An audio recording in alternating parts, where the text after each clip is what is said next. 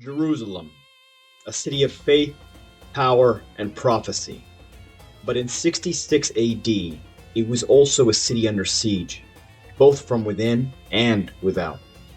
For years, the tensions between Judea and Rome had been simmering. But beneath these political struggles laid something even deeper: a conflict over identity, survival, and the future of an entire people. At the heart of the unrest was Governor Gessius Florus, appointed by Nero in 64 AD. But what truly motivated Florus? Was he driven by greed alone, or was he trying to assert control over a province that had long been a thorn in Rome's side? Perhaps he saw Judea as a career opportunity, a stepping stone to greater power in the empire. Whatever his motivations, his actions would set off a chain reaction. When Florus seized 17 talents of gold from the temple treasury, it wasn't just about money. It was a direct assault on the sacred heart of Jerusalem. Many asked, how could a Roman governor desecrate what was most holy?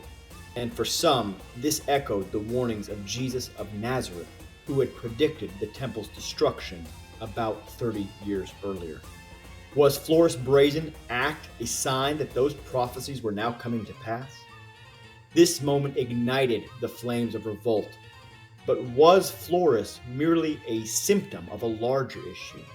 For years, Rome had treated Judea as a vassal state, burdened by crushing taxes and governed with a disregard for its traditions.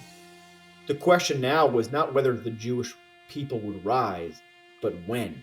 And for some early Christians, this rebellion seemed to echo the predictions Jesus made during his ministry, a foretelling of Jerusalem's fall and the trials that would follow. The revolt began in Caesarea, a city where tensions between Jews and Greeks had long simmered. But it wasn't just external forces that shaped this rebellion. Inside Jerusalem, a battle for the soul of the Jewish people was unfolding.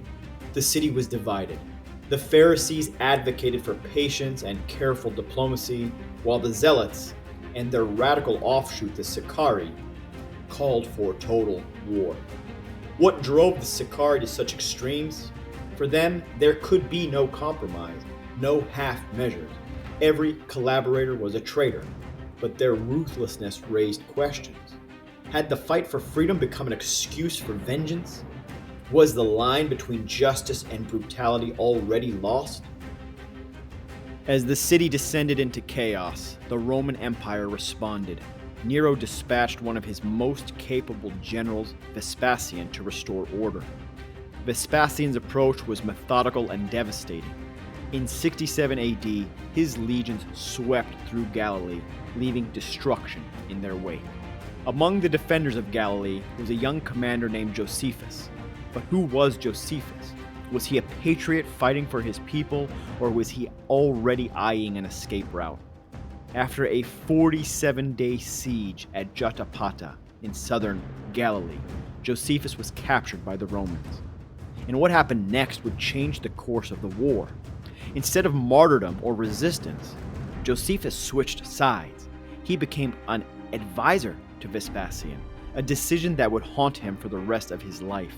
Did Josephus betray his people for survival, or did he see an opportunity to influence the war from the inside?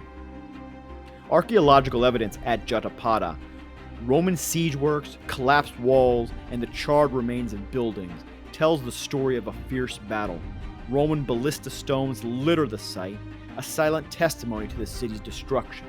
But Josephus' capture marked a turning point. From that moment, the tide of war shifted in the favor of Rome. By 68 AD, most of Judea had been retaken by Roman forces, yet Jerusalem, the heart of the rebellion, stood defiant. Inside the city, desperation grew. Famine took hold, and food supplies dwindled. The cries of the starving echoed through the narrow streets, while the stench of death hung in the air. As starvation gripped the city, Josephus recounts stories of unimaginable horror. In one case, a mother named Mary, driven mad by hunger, killed and consumed her own infant son. The line between survival and madness had blurred. The city's factions turned on one another in a bitter struggle for control. The Sicarii, wielding their daggers with deadly precision, assassinated not only Romans, but fellow Jews they accused of betrayal. Had the cause of freedom descended into madness? Was there any hope of victory? Or had Jerusalem become a city tearing itself apart from within? Outside the city walls, Roman cruelty matched the desperation within. As the siege dragged on, the Romans deployed brutal tactics to crush the spirit of those trapped inside. Each day, Roman soldiers captured Jews attempting to flee the city and crucified them in full view of those who stood within the walls. The hills outside Jerusalem became a forest of crosses, a grim reminder of Roman power. Josephus even tells of how some fleeing Jews, suspected of swallowing gold to smuggle out, were disemboweled by Roman soldiers in search of hidden treasure. The cruelty of the siege knew no bounds, and the suffering within the walls was mirrored by the horrors inflicted by the Romans outside. Meanwhile, Roman siege engines loomed ever closer to the walls of Jerusalem. These massive ironclad towers, taller than the city walls themselves, crept forward relentlessly. Roman archers unleashed volley after volley from the heights, while battering rams, reinforced with iron, pounded against the city gates. The walls shook with each thunderous blow, and the Roman war drums echoed across the hills, sending fear rippling through the city. As the Romans tightened their grip, many within Jerusalem still hoped for divine intervention. Could their foretold Messiah save them even now?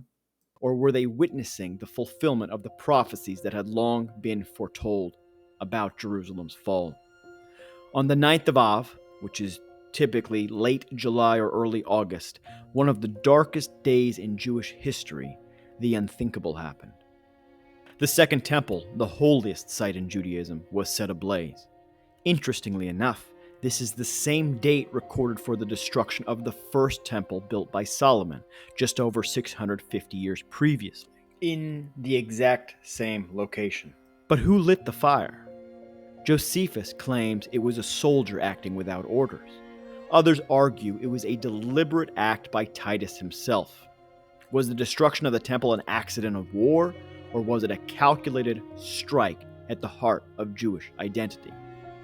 For many, the flames that consumed the temple seemed to fulfill the ancient prophecies. The Gospel of Luke records Jesus' warning, "The days will come when not one stone will be left upon another. Every one of them will be thrown down." For early Christians, the destruction of the temple was not just a historical event, but a divine sign, a confirmation of Jesus' words, and a turning point for their faith. Excavations around the Temple Mount have revealed layers of destruction: charred stone, burnt debris, and the remnants of Roman weapons, all consistent with Josephus' description of the siege. The burnt house, found in the Jewish quarter, offers a glimpse into the chaos. Its walls bear the scars of battle, with arrowheads still lodged in the stone. Roman ballista stones and shattered pottery tell a story of violence and ruin. What must it have felt like to witness the destruction of the temple, knowing that this was the end of an era? For many Jews, the fall of the temple was a devastating loss. The rabbis reflected on its profound impact. They lament, "When the temple was destroyed, Israel was scattered and the world was darkened."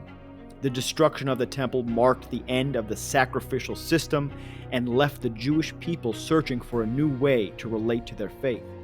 But this was not just a turning point for the Jewish community. It reshaped the future of early Christendom as well. Without the temple, early Christians began to see their movement as distinct from the Old Covenant, finding in Jesus' teachings a new path forward. But the story of Jewish resistance was far from over. As the last embers of the temple fire were extinguished, whispers began to spread of a new uprising, one that would soon engulf the entire Roman Empire. The Kitos War was about to begin, and its consequences would shake the foundations of the ancient world. Why did these distant Jewish communities from North Africa to Cyprus join the fight? And could they succeed where their brethren in Jerusalem had failed? Join us in the next chapter, part 2 out of 3, in our Jewish-Roman War series, as we explore the Forgotten War, the Kitos War, and uncover the story of how Jewish defiance spread across the Mediterranean. The embers of hope still burned, even as the temple lay in ashes, and the fight for survival was far from over. Make sure to like this video, subscribe to War and Wisdom in History, and click the notification bell so you don't miss the next chapter in this epic saga. See you in the next chapter of history.